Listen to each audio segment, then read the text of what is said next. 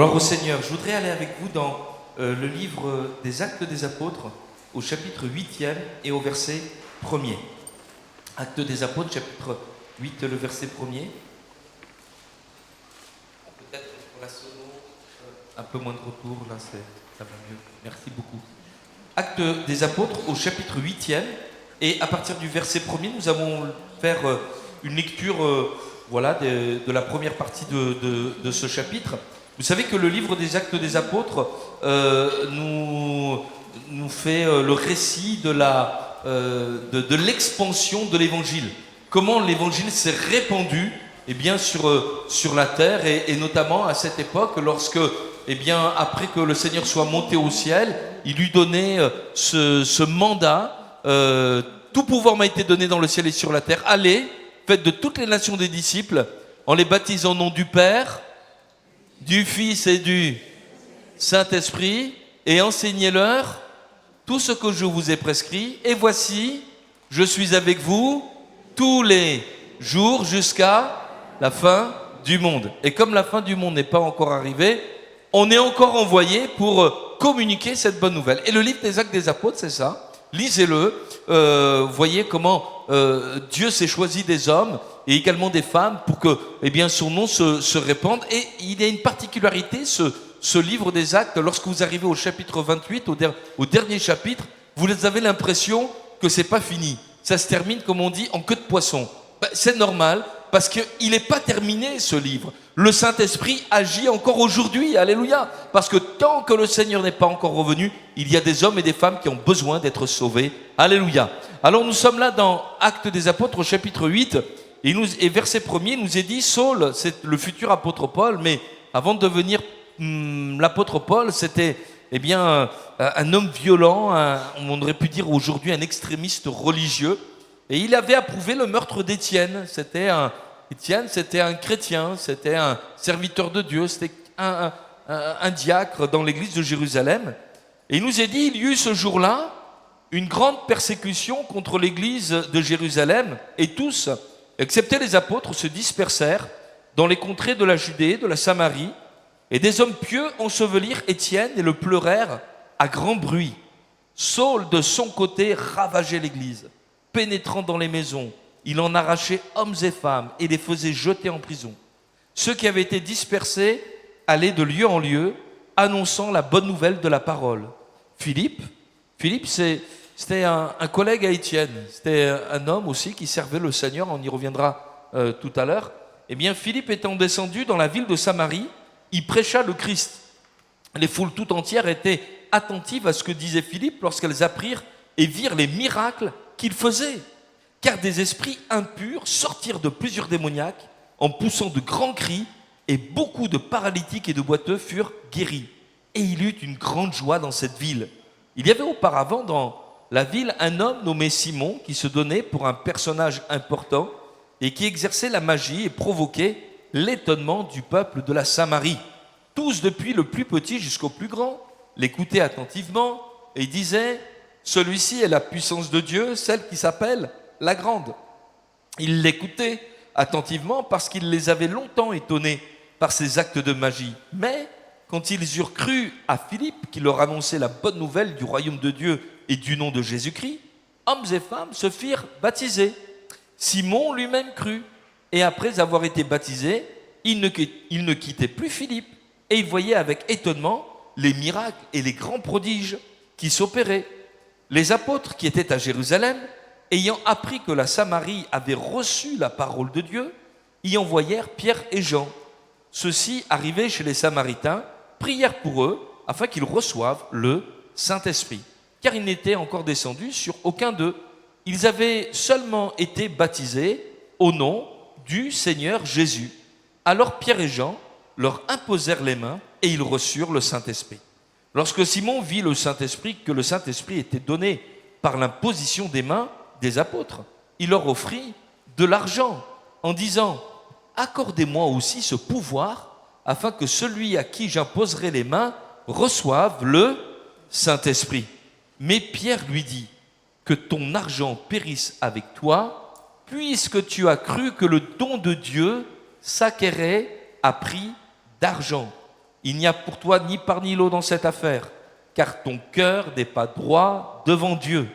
Repens-toi donc de ta méchanceté et prie le Seigneur pour que la pensée de ton cœur te soit pardonnée, s'il est possible. Car je vois que tu es dans un fiel amer et dans les liens de l'iniquité. Simon répondit, priez vous-même le Seigneur pour moi, afin qu'il ne m'arrive rien de ce que vous m'avez dit. Après avoir rendu témoignage à la parole du Seigneur et à l'avoir prêché, Pierre et Jean retournèrent à Jérusalem en annonçant la bonne nouvelle dans plusieurs villages des Samaritains. Amen. Gloire à Dieu. Voilà une lecture importante où on voit comment un réveil s'est opéré dans cette ville de Samarie, de cette région de Samarie, comment l'évangile y a été prêché, comment Dieu a confirmé la parole de son serviteur par des signes, des prodiges et des miracles, comment l'église s'est organisée, s'est structurée, comment ils ont obéi à la parole de Dieu, comment également ils ont dû faire face à un défi important quand même, à une fausse doctrine, quelqu'un qui désirait prendre l'emprise sur l'église, ce certain Simon là, ce magicien qui voulait être comme un gourou là, et comment par la grâce de Dieu, ces premiers chrétiens avec Pierre et Jean vont le démasquer grâce au Saint-Esprit et le mettre de côté, et l'œuvre de Dieu va pouvoir se faire. Alléluia. C'est un réveil spirituel, et c'est quelque chose d'extraordinaire. Mais lorsqu'on lit attentivement ce texte et le sous-texte un petit peu de tout ce qui est en train de se faire, cette église, elle aurait pu être oubliée. Elle aurait pu être oubliée. Et j'ai appelé le titre de ce message, Samarie, l'église que Dieu n'oublie pas. L'église que Dieu n'oublie pas. Parce que en réalité, si on voit les choses, on s'aperçoit que le mandat de l'église que je vous ai annoncé tout à l'heure, Jésus qui dit ceci, Matthieu 28, verset 18, Regina, allez, je le répète, tout pouvoir m'a été donné, c'est Jésus qui parle, dans le ciel et sur la terre. Allez, faites de toutes les nations en les baptisant au nom du Père, du Fils et du Saint-Esprit, et enseignez-leur tout ce que je vous ai prescrit. Je suis avec vous tous les jours jusqu'à la fin du monde. Il y a Aïna qui a 20 sur 20. Voilà. Hein. Alors là-bas, c'est plutôt 12. C'est affiché. Oh là là. Ah ben alors là, Seigneur Jésus. Faut pas faire ça. Hein. Voilà. Hein. Voilà. Bon, c'est les vacances. Hein. Mais ce mandat-là, en réalité, ce qu'on vient de lire, la seule église qui existe à ce moment-là, c'est l'église de Jérusalem. La seule église qui existe, c'est l'église de Jérusalem. Et Jérusalem, elle sait que elle doit faire connaître le beau nom de Jésus. D'ailleurs, Jésus leur dira, ne partez pas, ne quittez pas Jérusalem, restez dans Jérusalem jusqu'à ce que vous soyez remplis du Saint-Esprit. Acte 1:8, vous recevrez une puissance et vous serez mes témoins à Jérusalem, dans la Judée, en Samarie et jusqu'aux extrémités de la terre. Or, lorsqu'on lit l'histoire, on s'aperçoit que l'église de Jérusalem, on l'a vu ensemble, il me semble que c'est la semaine dernière ou avant, elle persévère, c'est l'église de la persévérance. Elle persévère dans l'enseignement des apôtres, elle persévère dans les prières, elle persévère dans la fraction du Père, elle persévère dans la communion fraternelle, mais elle est un petit peu auto-centrée. C'est-à-dire, elle est centrée sur ses besoins. Oh, elle est centrée sur ses combats, il y en a. Elle est centrée sur son organisation, elle a besoin d'être organisée. Elle est centrée sur son rayonnement à Jérusalem, vous voyez. Elle est centrée sur le développement de ses propres ministères. Et tout cela, c'est bon d'une certaine manière. Oui, c'est vrai. Mais ça n'annule pas ce que Jésus a dit. Allez et faites des nations des disciples et vous serez mes témoins à Jérusalem, en Judée, dans la Samarie et jusqu'aux extrémités de la terre. Et d'une certaine manière, Samarie, c'était l'église des oubliés. Mais Dieu ne l'a pas oublié. Et nous allons voir comment Dieu va susciter des événements pour que son plan se réalise. Et je voudrais dire peut-être, à quelqu'un, tu traverses une situation où tu te sens oublié. Tu te sens comme mis de côté. J'ai cherché ce texte dans l'Écriture, dans Ésaïe au chapitre 49 et le verset 15. Et je crois que plusieurs le connaissent. Une femme oublie-t-elle l'enfant qu'elle allaite? N'a-t-elle pas pitié du fruit de ses entrailles? Quand elle l'oublierait, moi je ne t'oublierai point. Voici, je t'ai gravé sur mes mains. Alléluia! Comment celui qui a nos noms gravés sur nos mains, dont les mains ont été percées à la croix, nous oublierait-il? Mais il est fidèle. Et nous allons voir ensemble que le Seigneur va faire de grandes choses pour ceux que les hommes avaient oubliés. Alléluia! Et je voudrais te dire ce matin, le Seigneur ne t'oublie pas. Alléluia! Tu te sens peut-être mis de côté. Vous savez que l'oubli, c'est quelque chose de terrible. Ça peut être même quelque chose de mortel. Il y a des années de cela, c'était la première année de notre mariage en 2003. Eh bien, je me souviens que nous sommes passés par une canicule terrible. Vous vous souvenez, cette fameuse canicule de 2003. Et il y a eu des milliers, des centaines de morts, et notamment de personnes qui avaient été oubliées. Et on a fait un constat terrible en France, c'est qu'il y avait des personnes qui vivaient complètement seules, et pour certaines, on s'est rendu compte qu'elles étaient décédées des mois après leur mort. Et personne n'avait pris contact avec elles, personne ne s'était soucié de leur sort. Et je voudrais te dire ceci, mais Dieu ne t'oublie pas, alléluia. Il a un plan pour toi, amen. Et vous avez vu ce plan, peut-être qui peut apparaître, qui peut rester un petit peu. Notre Seigneur, c'est le Seigneur des oubliés. C'est l'évangile, il est pour les oubliés. Il y a une richesse qu'il ne faut pas oublier, qui cependant va être oubliée, mais qui va être rappelée. Et la victoire ne doit être jamais oubliée, parce qu'elle est dans le nom de Jésus, et Jésus ne change pas. Alléluia. Alors, laisse-le là, mais tout d'abord, vous dire que le Seigneur, c'est le Seigneur des oubliés. Vous savez, dans la bouche du Seigneur, les Samaritains sont le premier peuple mentionné par Jésus pour l'évangélisation. Aller à Jérusalem, en Judée, et en Samarie, et jusqu'aux extrémités de la terre. En réalité, les Samaritains, c'était cette ethnie, ce peuple qui vivait aux côtés des Juifs, mais qui était complètement mis à part et complètement méprisé. Si vous connaissez l'Écriture, et je crois que vous la connaissez, vous savez qu'il n'y avait pas de très bon rapport entre les Juifs et les Samaritains. Dans l'Évangile selon Jean, au chapitre 4, il nous est même dit « Les Juifs n'ont pas de relation avec les Samaritains ». On n'a pas besoin, on ne va pas rentrer dans le détail, mais il y a eu des déplacements de population.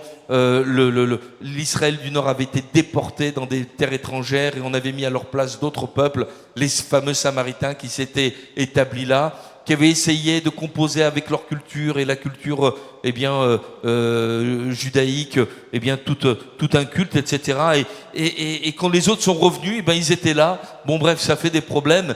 Et les autres ne sont pas partis, ils sont restés. Mais il y avait comme une rivalité, il y avait quelque chose d'extrêmement compliqué. Et pour les Juifs, et la première église était composée exclusivement de Juifs. Ces Samaritains, ils n'existaient pas. Ils n'avaient pas de valeur, on ne s'intéressait pas à eux. Sauf que Jésus, lui, s'intéressait à eux. Alléluia. Vous vous souvenez, Jésus la Samaritaine. Vous vous souvenez de la parabole du bon Samaritain? Vous vous souvenez que lorsque Jésus va produire son enseignement, on va lui dire, mais toi tu es un Samaritain. Vous voyez, on va le traiter de Samaritain. Et Jésus, est celui qui qui n'oubliera jamais ces hommes et ces femmes. Et tout à l'heure, je le disais, je l'ai écrit, mais Jésus, c'est le Seigneur des oubliés. C'est le Seigneur de ceux qui sont mis de côté. Il y a tellement d'exemples. Dans Jean au chapitre 5 et au verset 1er, il nous est parlé d'une grande fête qui est à Jérusalem. Et au lieu d'aller à la fête, Jésus se rend à la piscine de Siloé à Bethesda. Pour aller vers tous ces hommes et ces femmes qui sont malades. Et il s'intéresse à un grabataire qui est malade depuis 38 ans. À qui cet homme malade dit, mais moi j'ai personne. Et Jésus va le rétablir dans sa santé. Alléluia. Il est son avocat, il est son sauveur. Alléluia. Il y a un petit texte que j'aime bien. Je voudrais le lire avec vous courtement. C'est dans l'Évangile selon Marc, au chapitre 1er, au verset 29. C'est une dame qui est toute seule. C'est pas le miracle le plus extraordinaire, mais il nous montre le caractère de Jésus, le caractère du Fils de Dieu. Dans Marc 1, au chapitre 29, il y a là une dame, on peut supposer qu'elle a un certain âge, et elle est à la maison elle est malade. En sortant de la synagogue, verset 29, Marc 1, il nous est dit, c'est Jésus et ses disciples, se rendirent avec Jacques et Jean à la maison de Simon et d'André. Et la belle-mère de Simon était couchée ayant la fièvre. Donc, elle n'a pas vu tout ce que Jésus a fait. Elle n'a pas entendu tout ce que le Seigneur a fait. Elle était là-bas. Et aussitôt, on parla d'elle à Jésus. Et s'étant approché, il la fit lever en lui prenant la main. Et à l'instant, la fièvre la quitta. Puis elle l'est servie. Amen, alléluia. Il s'est intéressé à celle qui était malade, qu'on avait mise dans un coin. Voilà. Et puis, lorsqu'on est rentré, ah, mais elle est là. C'est vrai, Jésus, elle est là. Et Jésus ne l'a pas oubliée. Amen. Il l'a rétablie. Et cette femme rétablie, renouvelée, s'est mise à servir le Seigneur. Alléluia. Amen. Et je voudrais te dire ceci, le Seigneur n'a pas oublié son appel pour toi. Il n'a pas oublié ce qu'il veut faire de ta vie. Parce que le Fils de l'homme est venu chercher et sauver ceux qui étaient perdus. Alléluia. Si tu te sens mis de côté par les hommes, tu n'es pas mis de côté par Jésus. Amen. Le Seigneur ne t'oubliera jamais. Même si une femme, oublierait son enfant, lui ne t'oubliera jamais. Alléluia. Et dans le plan de Dieu, personne n'est oublié. Et la preuve la plus extraordinaire, c'est que Dieu n'a pas voulu rester lointain, mais il s'est fait proche de nous. Alléluia. Dieu s'est fait homme, il est venu jusqu'à nous. Et sur cette terre, nous le voyons, aller vers des lépreux, des prostituées, vers des gens qu'on a mis de côté, qu'on a rejetés, qu'on a volontairement oubliés. Et face à cet exemple glorieux, l'église de Jérusalem, elle oublie les Samaritains et elle les met de côté. Alors moi, je voudrais vous dire quand même, c'est que je vais parler comme ça, on ne la lui fait pas au Seigneur. Voilà. Nous, on peut oublier, mais le Seigneur, il a toujours un coup d'avance. Et dans cette église de Jérusalem, il avait préparé le cœur d'un homme. Le cœur même, je pense que c'est un jeune homme, parce que à la fin du livre des Actes des Apôtres, là on le voit, il est célibataire, il est tout seul. À la fin des Actes des Apôtres, on le retrouve accueillant l'apôtre Paul. Il a 7 filles qui marchent avec Dieu, etc. C'est extraordinaire. Donc il s'est passé de belles choses dans sa vie. Et cet homme, c'est Philippe. C'est cet homme qui va prêcher aux Samaritains. En réalité, si vous lisez dans le livre des Actes des Apôtres, au chapitre 6, c'est un simple serviteur. C'est pas un grand évangéliste, c'est pas un grand prédicateur, Philippe. C'est quelqu'un qui a été choisi pour s'occuper des veuves. Il y avait un problème dans l'église de Jérusalem. Vous voyez, des fois, on voit les choses avec comme une image d'Épinal. Il n'y avait aucun problème dans la première église. Il y avait quelques problèmes parce qu'il y avait des femmes juives d'origine grecque et des femmes juives d'origine Israël, voilà. Et les deux, ça se faisait un peu. Imaginez les veuves qui se chipotaient, qui se crêpaient le chignon, en disant moi, j'ai pas eu ma portion, voilà, on m'a oublié, etc. Et puis c'est Pierre et Jean et les apôtres qui essayaient de faire un petit peu la concorde. C'était des chœurs de bergers, donc ils s'occupaient. Mais au bout d'un moment, ils ont dit mais les frères, tous les jours il y a des trucs là. Nous, il faut régler ces histoires, mais bien sûr. Mais nous, le Seigneur nous a destinés à appeler à prêcher la parole, à prier pour les malades. Et là, on s'occupe de situations vraiment qui sont importantes dans l'Église, mais choisissez des gens, voilà. Et puis là, alors on va choisir cette personne, dont Étienne tout à l'heure, mais aussi Philippe, et l'Écriture rend témoignage à leur foi, parce qu'il nous est dit que ces hommes avaient un bon témoignage, qu'ils étaient pleins du Saint-Esprit et pleins de sagesse, et leur but, ce n'était pas des apôtres, ce n'était pas des anciens, ce n'était pas des chantres, mais leur but, c'était de prendre soin des veuves qui étaient dans l'Église, c'est-à-dire de ceux qui étaient mis de côté. Pourquoi ? Parce qu'à l'époque, comme dans certains pays encore aujourd'hui, lorsqu'on se tournait vers Jésus, on perdait tout soutien matériel. Vous savez qu'encore aujourd'hui, il y a des personnes, lorsqu'ils suivent le Seigneur, si tu t'engages, si tu deviens chrétien, mais tu fais plus partie de la famille, je te mets à la porte. Je l'ai vu ici, ici même dans cette église. Donc, il y a des choses et des réactions comme ça. Et c'est exactement ce qui se passait à Jérusalem. Puisque tu crois que Jésus c'est le Christ, tu es exclu de la synagogue. On le voit dans dans les évangiles. Et c'était la même chose. Et il fallait s'occuper, il fallait prendre soin de ceux qui ont mis de côté. Tu n'existes plus pour nous. On ne veut plus entendre parler de toi. Mais Dieu s'était préparé le cœur d'un homme sensible, Philippe, pour qu'il aille vers ces veuves et plus tard vers ces Samaritains. Et mon frère, ma sœur, que nous soyons vraiment modelés par l'amour du Seigneur et que nous puissions comprendre que la véritable valeur d'une personne n'est pas proportionnelle à ce qu'elle peut nous apporter comme intérêt. À lui, je l'aime bien parce que quand je téléphone, il vient me chercher en voiture. Ah, merci Seigneur pour la voiture, hein. Merci Seigneur pour le frère ou la sœur qui conduit la... Lui, je l'aime bien parce que quand je lui téléphone, il vient me changer, je sais pas, l'ampoule, voilà, il vient me rendre... Merci Seigneur pour les frères qui rendent service. Alléluia, hein, Tony, Daniel, là, Stéphane, hein, mais gloire à Dieu, amen. Merci Seigneur. C'est l'entraide, c'est la communion fraternelle. Mais la valeur d'une personne ne s'arrête pas à ses compétences. Et il y a peut-être des frères et des sœurs, qui, si vous m'amenez, moi, changer votre, je sais pas quoi, moi, hein, votre chasse d'eau, hein. Bon, déjà, je vais pas vous facturer, mais ça va durer plusieurs heures. Ça va pas marcher du premier coup. Par contre, vous allez voir un sketch, vous allez beaucoup rire. Voilà, mais bon, voilà. Mais Philippe, pour lui, ce qui donne la valeur à une personne, c'est l'amour de Dieu. Ce qui nous donne à tous de la valeur, c'est le regard de Dieu sur notre vie. Dieu a tant aimé le monde qu'il a donné son Fils. Alléluia. Amen. Alléluia. Et je prie afin qu'aucun d'entre nous ne se sente par le regard d'un frère ou d'une sœur mis de côté. Nous avons la même valeur devant le Seigneur. Alléluia. Et l'Écriture nous dit que celui qui donne un verre d'eau froide à l'un de ses plus petits, il ne perd pas sa récompense. Alléluia. Alléluia. Et ici, nous voyons que c'est un homme qui va avoir un cœur pour les Samaritains, pour ceux qu'on oublie.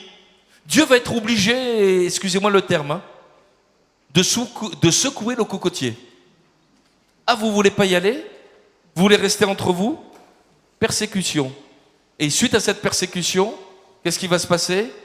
Dispersion des chrétiens qui vont se mettre à parler ici, là, parler de Jésus, etc. Vous savez, le plan de Dieu se réalise même si nous, on ne veut pas l'accomplir. Amen. Mieux vaut, et on va le voir dans un instant, mieux vaut entrer dans le plan que le Seigneur a pour nous, plutôt que d'y entrer contraints et forcés. Parce que de toute façon, le Seigneur accomplira ses promesses. Alléluia. Souvenez de ce que Mardoché dira à Esther, la reine Esther. Ne pense pas que parce que tu es reine, tu t'échapperas. Hein. Mais qui sait si c'est pas pour des temps comme celui-ci que Dieu a voulu que tu sois reine. Et il y avait le massacre, le génocide programmé du peuple juif, encore une fois, dans l'empire de Syrie à ce moment-là, et d'Iran, pardon, c'était les Perses à ce moment-là. Et donc Mardoché lui dira, mais si toi tu ne te prononces pas, si toi tu te lèveras, le salut viendra d'ailleurs. Quelqu'un se choisit. Vous savez, Dieu n'est pas limité à nos personnes. Le plan de Dieu se fera quand même. Autant dire, mais Seigneur, me voici, envoie-moi, me mets pas de côté, Seigneur. Ne m'oublie pas, alléluia. Je veux entrer dans ton plan. Et gloire soit rendue au Seigneur. Mais je note néanmoins avec vous que lorsque les chrétiens de Jérusalem ont été dispersés, il n'y en a quand même qu'un seul qui s'est porté vers les Samaritains. Et c'est Philippe. Pourquoi ? Tout à l'heure, on parlait avec une des sœurs de racisme. Peut-être qu'il y avait ça. Peut-être qu'il y avait ça. Peut-être que ce n'était pas conscient, mais les Juifs n'ont pas de relation avec les Samaritains. Voilà. On préfère parler... ouais, non, mais le Seigneur a parlé des Samaritains. Il faut que tu ailles vers les Samaritains. Est-ce qu'il y a quelqu'un qui est un Samaritain à côté de toi? Quelqu'un qu'on oublie? Quelqu'un qui on lui dit, mais de toute façon, il a déjà sa religion, il n'a pas besoin que je lui parle de Jésus. Comment il n'a pas besoin que tu lui parles de Jésus? Ouais, mais ne dis pas, je ne savais pas. Ton Seigneur, il sonde ton cœur. Il sait que tu as la solution, il sait que tu as le message. Mais pourquoi est-ce que tu le garderais? Pourquoi? Mais l'amour, quand on est transformé par l'amour de Dieu, mais on se met à partager ce qu'on a reçu, c'est ça? L'amour, oui ou non? Dieu a tant aimé qu'il a donné. Amen. Et Philippe va aimer ces gens. Et on s'aperçoit que, eh bien, l'évangile, c'est pour les oubliés. J'ai noté ce terme, hein. Voilà, l'évangile des oubliés ou pour les oubliés. Hein, Philippe va faire une chose. Vous savez, parfois on se dit, oui, mais il est comme ci, il est comme ça, il est trop ceci, il est trop cela, il est trop cartésien, il est trop mystique, il est trop religieux, il n'est pas assez religieux, il comprend pas ma langue, il comprend pas un peu, beaucoup, passionnément, etc. Et on a toutes sortes d'arguments. Vous savez ce que Philippe, il a fait, lui? L'Écriture le dit, regardez, on y retourne si vous voulez. Vous êtes toujours là avec moi, hein? Dans Actes des Apôtres, au chapitre 8. L'Écriture nous dit tout simplement, il prêcha le Christ. C'est tout ce qu'il a fait. Il a prêché la bonne nouvelle. Mais c'est tout ce qu'on doit faire. C'est prêcher Jésus. Dieu est un Dieu d'amour. L'homme s'est séparé de Dieu en raison de son péché. Le cœur de l'homme est mauvais, mais Dieu est un Dieu d'amour. Et parce que Dieu nous aime, il nous a donné son Fils afin qu'on soit sauvés.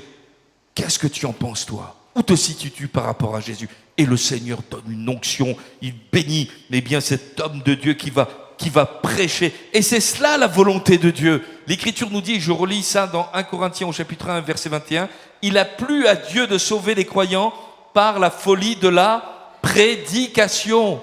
Et cette prédication, c'est la prédication de la croix. Alléluia. Il y a un chant qui dit ceci, la croix, elle reste debout. Le seul remède dont nous avons besoin, dont a besoin notre société, c'est qu'on lui apporte Jésus-Christ. Amen, c'est qu'on lui prêche Christ. Et je te pose cette question, et je me la pose en même temps. Est-ce que tu crois encore à la puissance de l'évangile? Philippe, il en était persuadé. Lui, il ne s'est pas tourné en disant « Ah ouais, il y a des démoniaques, il y a des paralytiques, il y a des boiteux, je vais appeler les kinés de Jérusalem. » Voilà, je vais appeler je ne sais pas quoi, les psychiatres, les psychanalystes, les gars qui font des cauchemars, tout ça, ils ont besoin de 35, 50 là, de Temesta, et tu vas voir, ça va bien se passer. Non, il aura prêché Jésus, alléluia. Et Jésus les a libérés.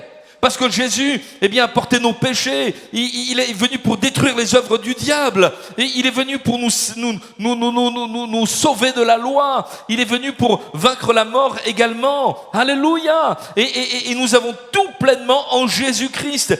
Et mes frères et sœurs, eh bien, c'est ce dont nous avons besoin certainement de revenir, eh bien, à la puissance de l'évangile. Paul dira à Timothée, 2 Timothée chapitre 2 verset 8, souviens-toi de Jésus-Christ, issu de la postérité de David, ressuscité des morts selon mon évangile. Parfois nous oublions que l'évangile, c'est la puissance dont nous avons besoin, c'est la puissance de Dieu pour le salut de quiconque croit. Et nous croyons que, parce que maintenant on envoie des petites pastilles sur Instagram, je me nourris de ça, ou alors on a des ressources, on a de l'expérience, mais rien ne remplace la puissance de l'évangile. Alléluia. Vous savez, lorsque j'étais tellement mal intérieurement, parce que des esprits m'attaquaient à l'intérieur de moi, voulant me pousser à me tuer, mais avant cela même, à tuer mon propre frère, ma propre sœur, ma propre mère. C'est pas un hôpital psychiatrique qui m'a secouru. Il y a un pasteur tout simple qui est venu comme ça, mais vraiment tout simple. Il a dit, est-ce que tu veux que Jésus intervienne dans ta vie? J'ai dit oui. Au moment où j'ai dit oui, la main du Seigneur s'est posée sur moi et a chassé toutes mes ténèbres. Si j'avais compté sur un psy, des hôpitaux, je serais peut-être encore dans l'hôpital. Je serais peut-être en train, avec des rendez-vous chez les psys, avec des ordonnances longues comme le bras. Mais la puissance de l'évangile. Je voudrais même vous dire, suite à ces conséquences, il y a eu des conséquences psychosomatiques, des effets de la drogue. J'ai dit, Seigneur, mais comment ça c'est? le Seigneur s'est servi de ça pour m'apprendre à lui obéir, à être obéissant, mais à découvrir également que le remède, il était dans l'évangile et également dans l'église. Alléluia. Et j'ai rencontré des frères et des sœurs qui m'ont aimé, qui m'ont épaulé, qui ont prié pour moi, qui m'ont secouru. Et Dieu m'a guéri. Alléluia. Merci Seigneur. Gloire à Dieu. Et parfois, on oublie. Il y a un dialogue il y a quelques années que j'ai retenu d'un pasteur qui a un nom un peu célèbre, qui parlait avec un autre pasteur qui a un nom encore un peu plus célèbre. Enfin, le plus grand nom, c'est le nom de Jésus. Amen. Et il lui parlait de ses projets d'acquérir un nouveau local, parce que la salle, l'endroit où ils étaient était petit, mais ils avaient des projets, etc. Ils disaient, ben voilà, on voudrait faire ceci, cela, mais il y a tel obstacle, il y a tel ceci. Et pendant qu'ils étaient en train de manger, le pasteur qui était un peu plus vieux, là, lui a dit ceci, et est-ce que tu en as parlé à Jésus? Et là, il y a eu silence de mort. Parfois, on prend des rendez-vous chez le banquier, on a une connaissance, on compte sur le niveau des offrandes, et on oublie d'en parler à Jésus. Mais c'est Jésus qui a la solution en main. Alléluia. Amen. Il y a quelques années de cela, je ne sais pas si vous vous souvenez, nous avons reçu avec nous le pasteur Nicky Cruz, vous vous souvenez, qui nous a parlé sur le pardon. Le pardon, c'est biblique, mais applique l'évangile. Et il a été amené à pardonner, il a été amené à pardonner à sa maman, vous vous souvenez? C'est un enfant battu, un enfant qui était mis de côté. Et lorsque sa maman était sur le point de mourir et qu'elle était malade, eh bien, elle lui a demandé pardon. Et il y a eu un combat dans son cœur.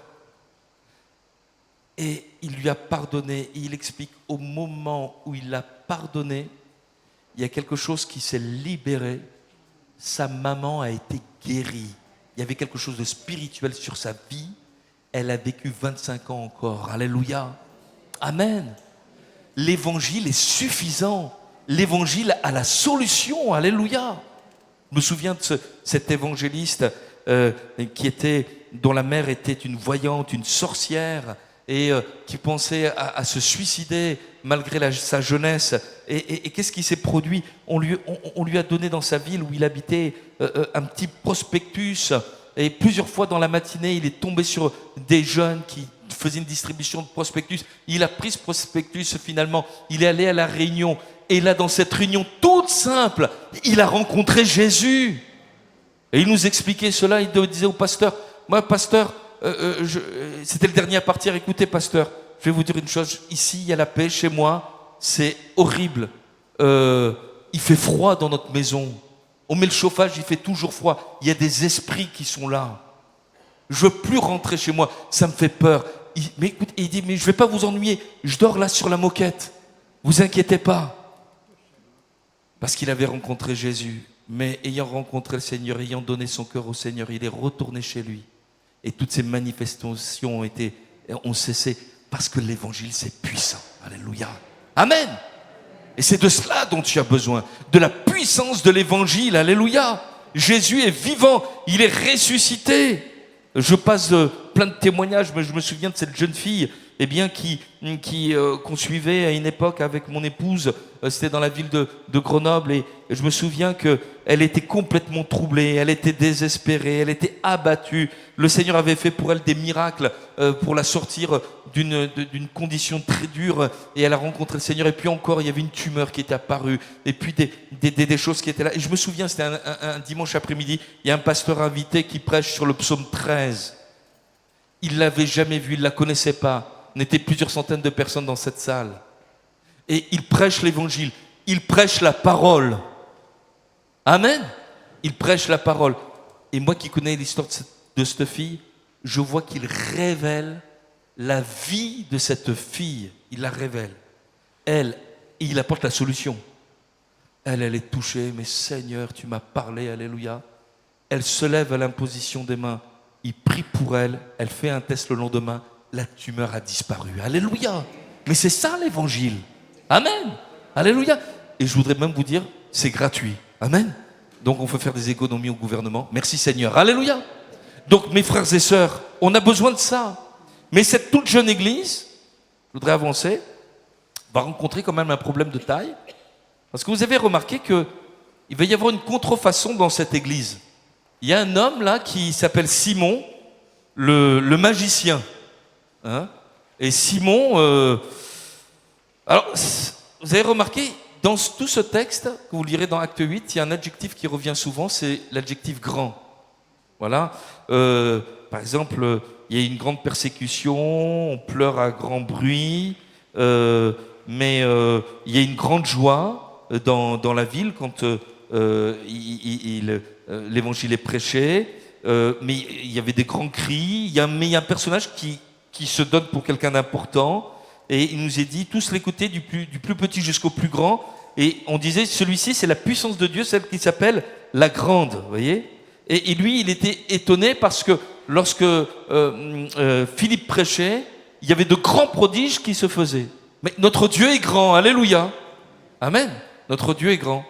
Mais il y a un usurpateur.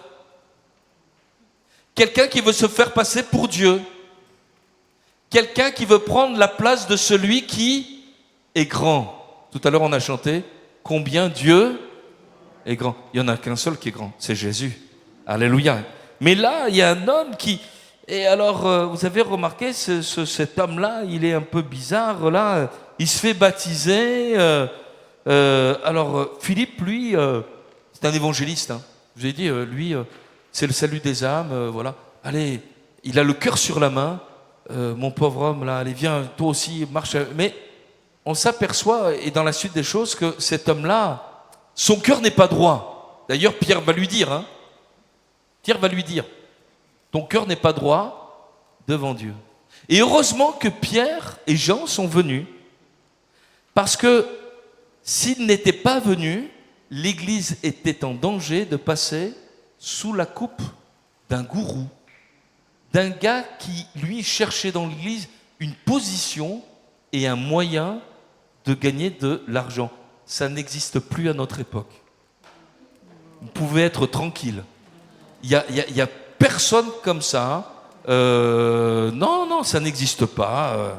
Il y a personne qui va vous demander de l'argent pour prier pour vous. Personne qui va vous demander de l'argent pour vous marier. Personne qui va demander de l'argent pour vous donner une parole de Dieu. Non, ça n'existe pas. C'était qu'au temps biblique. Vous en doutez, hein?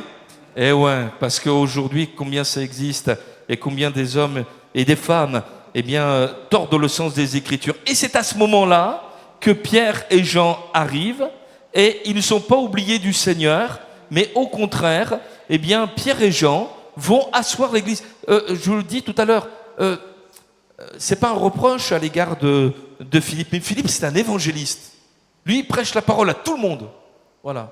Mais, complémentarité des ministères oblige, il n'a pas tout. Il y a des choses... Je les ai baptisés, j'ai fait 400 baptêmes, gloire à Dieu. Ouais, mais d'accord, tu as fait 400 baptêmes, mais est-ce que tu les as affermis dans la parole de Dieu? Est-ce que tu en fais des disciples? Et lui, c'est pas ce qu'il a reçu de la part du Seigneur. Alors Pierre et Jean, on les envoie à Jérusalem, et puis il voit ces jeunes chrétiens, alors je suis convaincu qu'il reprend la parole de Dieu. Voilà, un peu comme il avait fait le jour de la Pentecôte, la repentance, le baptême d'eau, bon, vous êtes baptisés d'eau. Voilà. Et maintenant, est-ce que vous avez reçu le Saint-Esprit quand vous avez cru? Ah ben non, on n'a pas reçu. C'est dommage parce que Jésus nous a dit je ne vous laisserai pas seul, vous ne serez pas oubliés, mais il y aura tout, Jean 16, 13, l'Esprit de vérité, et bien, qui vous conduira dans toute la vérité, le Consolateur qui sera éternellement avec vous. Et il prie pour eux, et ils reçoivent le Saint-Esprit. Ça, c'est une expérience qu'il faut vivre. Amen. Le Saint-Esprit qui est là. Mais si vous saviez comme c'est extraordinaire la vie de l'Esprit, on ne s'en rend même pas compte. Il y a quelques temps ici, je vais voir une sœur, et avec cette sœur, on parle, c'est bizarre, hein, on parle de l'occultisme, on parle de la voyance. Et il y a sa petite fille qui est là. Et on parle. Et elle dit, oui, mais moi j'ai une amie justement qui fait ça, et regardez, j'ai une application, je ne savais pas que ça se faisait maintenant aussi sur application, on peut faire le tarot, toutes sortes de choses là. Voilà, sur Internet. Et en réalité, avant qu'elle nous parle de ce qu'elle faisait, tout avait été dévoilé, tout avait été démasqué, de telle sorte qu'elle dit, mais alors, je suis en train de me faire avoir, je fais des choses que Dieu condamne, mais également qui me lie spirituellement. Et on a pu prier pour elle, elle a dit, j'enlève tout ça, je cesse de voir cette personne. Et le Seigneur l'a protégée, l'a gardée. Et mon frère, ma soeur, nous ne voulons pas oublier, c'était l'église des oubliés. Mais dans l'église des oubliés, on avait oublié le Saint-Esprit. On avait oublié la puissance du Saint-Esprit. On avait oublié la puissance d'être rempli du Saint-Esprit pour comprendre la parole de Dieu, pour être conduit par le Saint-Esprit. Alléluia. Et mon frère, ma soeur, il me semble que aujourd'hui, nous sommes dans une époque de séduction. Nous avons besoin d'être remplis du Saint-Esprit, d'avoir l'esprit de vérité pour ne pas être séduits par le mensonge. Il viendra, et l'Écriture nous dit, mais c'est important, mes frères et sœurs, cela. L'Écriture nous dit que si le Seigneur ne hâtait pas les moments, eh bien, personne ne serait sauvé. Même les élus seraient séduits. Donc nous avons besoin, nous, d'avoir l'antivirus par rapport à l'antichrist qui vient, le séducteur. Et qu'est-ce que c'est ? C'est pas je lis des bouquins et je m'informe sur BFM ou CNews, hein. C'est pas ça. Hein. Mais j'ai une relation avec Dieu, le Saint-Esprit. Amen, Tony. Et quand il y a un truc de tordu, mais tout de suite, tac, tu comprends. Pas vrai ça ? Quelqu'un qui est rempli du Saint-Esprit, quand il y a un truc qui ne va pas, même des fois on ne sait pas l'expliquer, mais on le sent. Il y a quelque chose qui ne va pas là dans cette histoire-là. Hein. Ça ne vient pas de Dieu, c'est méchant, c'est mensonger. Et le Saint-Esprit est là. Alléluia. Amen. Et c'est pour cela que ces disciples vont recevoir eh bien, la puissance du Saint-Esprit. Et mes frères et sœurs, combien nous avons besoin eh bien, de cela. Je voudrais juste lire avec vous dans 1 Jean au chapitre 2, si vous voulez bien. Je crois que je l'ai noté. 1 Jean au chapitre 2 et le verset 20. Voilà, c'est des versets qui sont un peu troublants parce que c'est ça ce que je t'ai dit, hein, verset 20, c'est ça ? Même regardez le verset 18, petits enfants, c'est la dernière heure et comme vous avez appris qu'un antichrist vient, alors ne dites pas antéchrist parce que c'est pas ça qui. Anté, ça veut dire avant. Mais anti, ça veut dire contre. C'est l'antichrist. C'est l'antichrist. Voilà. Donc antichrist, ou alors avant, mais celui qui veut passer avant le Christ. Mais je pense que c'est plus clair de dire anti. Antichrist. Il y a maintenant plusieurs antichrists. Vous voyez ? Par là, nous connaissons que c'est la dernière heure. Ils sont, écoutez bien, c'est comme Simon le magicien.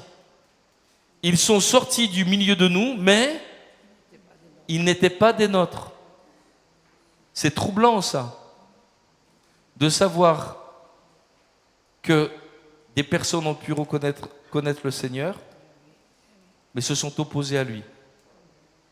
On a le cas de Judas, on a le cas dans la parole de Dieu eh bien d'autres personnes, de religieux, qui, malgré le fait qu'ils avaient compris que Jésus est le Christ, ils n'en faisaient pas publiquement l'aveu parce qu'ils préféraient la gloire des hommes à la gloire de Dieu. Et parfois, on a des personnes qui savent très bien parler de Dieu, qui même savent très bien parler de Jésus, mais en réalité, ce qu'ils servent, ce n'est pas le Seigneur, c'est leurs propres intérêts. Simon, la simonie, le trafic, le commerce des œuvres sacrées. C'est une définition qui est, voilà, de ce qu'est la simonie.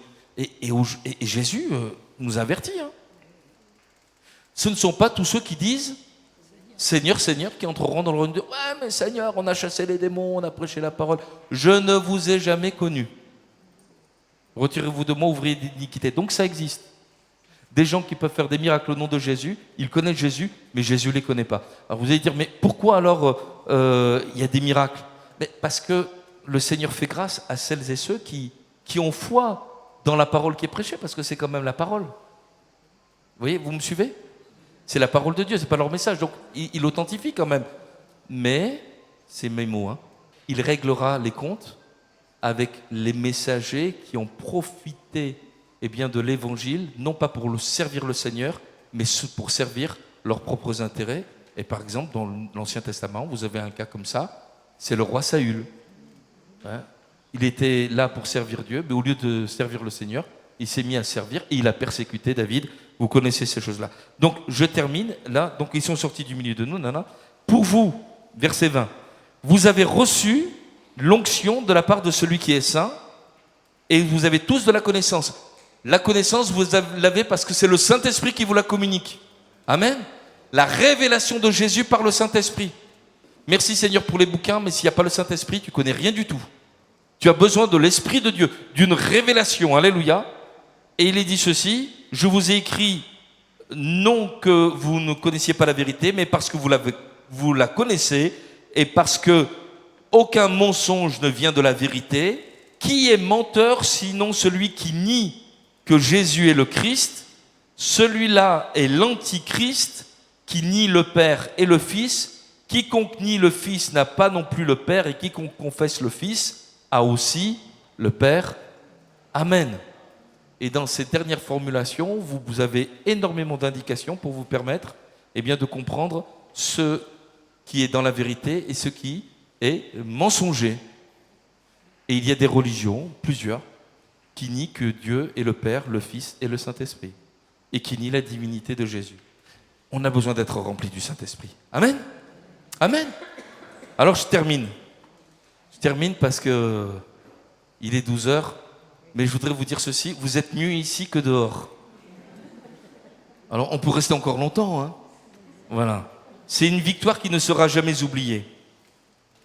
Pierre et Jean, je vous rappelle ceci, ils avaient été appelés à prêcher la parole de Dieu et ils ne sont jamais partis de Jérusalem jusqu'à ce qu'il y ait cette persécution. Et le texte que nous avons lu se termine en disant ceci, qu'ils sont passés par tous les villages de Samarie pour prêcher la parole de Dieu. Certains avaient des conflits, vous vous souvenez de Jean qui disait, qui avait demandé au Seigneur, est-ce que tu ne veux pas qu'on commande que le feu du ciel consume le village des Samaritains qui n'a pas voulu te recevoir? Ils ont été repris sévèrement par le Seigneur, mais tu ne savais pas de quel esprit vous êtes animé. Le Fils de l'homme est venu non pour perdre les âmes des hommes, mais pour les sauver. Alléluia. Et là, nous le voyons complètement changer, transformer les deux. Et ils vont en quelque sorte reprendre la mission qui leur avait été laissée et qu'ils avaient oubliée. Aller vers ceux qui étaient juste à côté d'eux, mais qui étaient tellement loin d'eux par leur origine, par leur éducation, par etc. Il y a peut-être quelqu'un qui est comme ça à côté de toi. Il y a peut-être quelqu'un qui est comme ça, comme ton voisin, ton collègue de travail, à qui tu ne veux pas parler de Jésus. Et peut-être que tu feras cette expérience qu'un frère a fait. Dis, moi, dans mon entreprise, j'ai parlé de Jésus à tout le monde, sauf à Dédé. Je ne voulais pas lui parler à Dédé. Et je lui ai dit, mais pourquoi tu voulais pas le... Il me faisait peur, Dédé. Il avait dit, un gars repris de justice, là. Voilà. Mais en fait, Dédé, il était tout gentil. Il était tout gentil. Et il lui a dit, mais quand je l'ai invité à venir à l'église, il m'a dit oui. Et tous les autres m'avaient dit non. Comme quoi, il a dit oui. Et lorsqu'il est entré dans l'église et qu'il a entendu le message de l'évangile, il a accepté Jésus. Il a amené sa femme et tous les deux sont devenus des chevilles ouvrières dans l'église de Jésus-Christ. Alléluia. Amen. Amen. Parler de Jésus, ne pas oublier. Est-ce que tu as oublié quelqu'un? Est-ce que tu as mis quelqu'un en oubli dans tes prières? Peut-être une personne de ta famille. Peut-être quelqu'un à qui tu dis, mais pour lui, c'est plus possible. Je voudrais te dire ceci, l'adversaire est capable de mettre des pensées dans nos cœurs et dans nos vies qui ne sont pas les pensées de Dieu. Juste quelques secondes pour vous dire que dans le psaume 10 au verset 11, il y dit ceci, il nous est parlé du méchant qui dit ceci, mais Dieu il dit en son cœur, Dieu oublie, il cache sa face, Il ne regarde jamais. Peut-être que tu es comme ça aussi. Tu crois que Dieu ne te voit pas. Je change de sujet, je m'adresse à quelqu'un peut-être qui est loin de Dieu. Tu dis, mais il n'y a que moi qui sais. Et Dieu oublie. Il n'intervient pas. Il ne regarde jamais. Ouais, mais l'Écriture nous dit, pourquoi le méchant méprise-t-il Dieu? Pourquoi dit-il en son cœur, tu ne punis pas? Mais le Seigneur a un temps et il use de patience afin que tu te repentes. Alléluia. Mais il n'oublie pas. En ce qui nous concerne, nous voulons dire, Seigneur, nous ne voulons pas être de ceux qui disent, tu oublies, mais nous voulons prendre part à ta parole, au message de nous envoyer. Tu as dit, il est dit ceci, souviens-toi de Jésus-Christ. Il est dit ceci, tout à l'heure nous avons pris le pain et le vin, et Jésus a dit ceci, faites ceci en mémoire de moi. L'œuvre de salut n'est pas terminée. Et le Seigneur veut certainement former quelqu'un, peut-être plusieurs, et moi le premier, à être des Philippe, des gens, des hommes, des femmes, des jeunes hommes, des jeunes femmes, des papis, des mamies, qui vont vers celles et ceux qu'on a mis de côté, vers ceux qui se sentent oubliés, pour leur dire, Dieu t'a pas oublié. Quand bien même une femme oublierait-elle l'enfant qu'elle allait, moi, dit l'Éternel, je ne t'oublierai point. Voici, j'ai gravé ton nom sur mes mains. Alléluia. Amen. Vous voulez bien qu'on dise, Seigneur, voilà, je veux répondre à ton appel. Alléluia. Et je veux comprendre que tu ne m'as pas oublié. Peut-être depuis des années, moi, je t'ai oublié. Mais toi, tu ne m'as pas oublié. Tu me rappelles maintenant. Alléluia. Peut-être que le Seigneur rappelle un appel, justement, à le servir. Peut-être que le Seigneur rappelle des choses en disant, toi, j'ai pas oublié. Peut-être, tu vois, telle situation, il faut que tu la règles. Toi, tu l'as oublié, mais tel frère, telle sœur, tel membre de ta famille, lui, il n'a pas oublié. Elle n'a pas oublié. Il faut que tu règles ce problème. Alléluia. Et nous, en tant qu'Église de Christ, dans notre ensemble, on veut dire, Seigneur, on ne veut pas oublier ce pourquoi nous sommes sur cette terre, être des lumières dans ce monde. Alléluia. Amen. Vous l'avez bien compris ensemble? Seigneur, nous te rendons grâce et nous te bénissons pour ces bons moments que nous pouvons passer sous ton regard, Jésus. Tu es vivant. Seigneur, l'Église, elle est à toi. Et Seigneur, combien nous voyons que tu n'oublies pas l'Église. Certains avaient oublié les Samaritains, Seigneur, mais toi, tu ne les avais pas oubliés. Tu avais préparé, Seigneur, quelqu'un pour leur parler de toi. Et avec un cœur qui correspondait à ces hommes, à ces femmes qui étaient mis de côté, qui avaient une mauvaise réputation. Seigneur, tu leur as donné, Seigneur, un serviteur qui était capable, Seigneur, de passer au-delà de tout cela et, Seigneur, de leur parler avec simplicité de l'amour de Dieu et de prêcher ta parole, tout simplement, sans chercher à faire des trucs ou des méthodes. Et toi, tu as répondu présent. Alléluia. Seigneur, je te prie, Seigneur, afin que nous soyons de ces hommes, de ces femmes qui élevons le nom de Jésus. Seigneur, le nom de Jésus dans nos familles, le nom de Jésus dans notre église, le nom de Jésus dans notre quartier. Seigneur, à toi toute la gloire. Alléluia. Seigneur, en répondant à ton appel. Seigneur, mon Dieu, nous te disons merci, Seigneur. Je te prie afin que tu nous remplisses de la puissance du Saint-Esprit. Afin que nous soyons de celles et ceux qui restent dans la vérité, qui ne nous laissons pas séduire par l'adversaire. Seigneur, on sait que l'Antichrist vient, mais nous ne sommes pas attachés à l'Antichrist, nous sommes attachés au Christ, à Jésus. Alléluia. Et Seigneur, nous voulons ton onction sur nos vies pour rester dans toute la vérité. Alléluia. Mais Seigneur Jésus, nous voulons répondre à ton appel. Alléluia. Parce que tu nous envoies encore. À toi la gloire. Que à ta place, tu puisses dire, Seigneur, merci Seigneur parce que tu ne m'as pas oublié. Mais maintenant, je veux répondre, Seigneur. Je veux te dire oui, Seigneur. Je veux répondre à l'appel. Alléluia. C'est dans votre cœur, c'est vous qui parlez à Jésus. Peut-être quelqu'un qui avait oublié le Seigneur, oublié l'appel. Et maintenant, Dieu te le rappelle. Tu n'as pas oublié, il veut faire encore de grandes choses. Mais ne passe plus à côté de ce que Dieu a préparé pour toi. Je ne sais pas si vous vous êtes rendu compte dans ce texte, il y avait une grande joie en Samarie, tandis qu'il y avait de grandes larmes à Jérusalem. Et je pense que ces larmes auraient pu être évitées si, en son temps, l'Église de Jérusalem avait répondu à l'appel de Dieu. Et lorsqu'on s'obstine à ne pas entrer, à ne pas répondre à l'appel du Seigneur, mais de toute façon, Dieu fera son œuvre, même si c'est sans nous, elle se fera, mais quel dommage de ne pas répondre à l'appel de Dieu. Alléluia. Là, à ta place, tu peux dire, oui Seigneur, je réponds à ton appel. Peut-être quelqu'un, un frère, une sœur, que Dieu a appelé à le servir. Oui Seigneur, je réponds à ton appel. Peut-être un bien-aimé qui est loin de Dieu. Dieu te cherche, il veut que tu le suives maintenant. Il t'appelle pour que tu sois sauvé, pour que tu l'acceptes comme ton sauveur, que tu lui demandes pardon pour tes péchés. Il te le rappelle.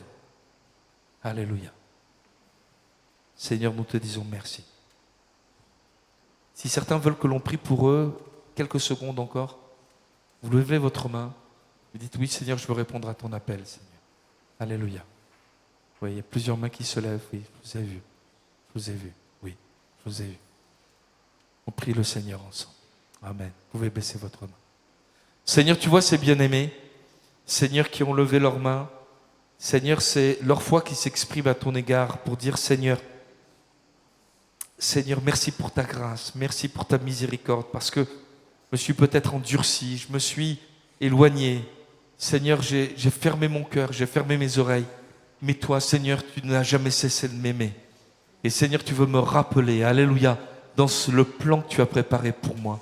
Alors Seigneur Jésus, je te rends grâce pour ces bien-aimés qui ont levé leurs mains. Et je te prie, Seigneur, de les affermir dans ta parole, de les affermir, Seigneur, dans ton salut, et de leur révéler encore pleinement ton grand amour, afin que, Seigneur, étant transformés par toi, ils deviennent de nouvelles créatures. Seigneur mon Dieu, les choses anciennes sont passées, voici toutes choses sont devenues nouvelles. À toi la gloire. Mais tu vois également celle, Seigneur Jésus, qui, Seigneur, peut-être jusqu'à maintenant a résisté, Seigneur, à l'appel de Dieu, à t'obéir, mais qui maintenant dit, mais Seigneur, je m'humilie, Seigneur, je te demande pardon, et j'entre dans ce que tu as préparé pour moi. Seigneur, je te demande de bénir ces bien-aimés, dans le nom précieux de Jésus, que ce soit dans leur famille, dans l'église, dans leur travail, dans leur quartier. Seigneur, mon Dieu, tu fais d'eux des témoins, Seigneur. Alléluia.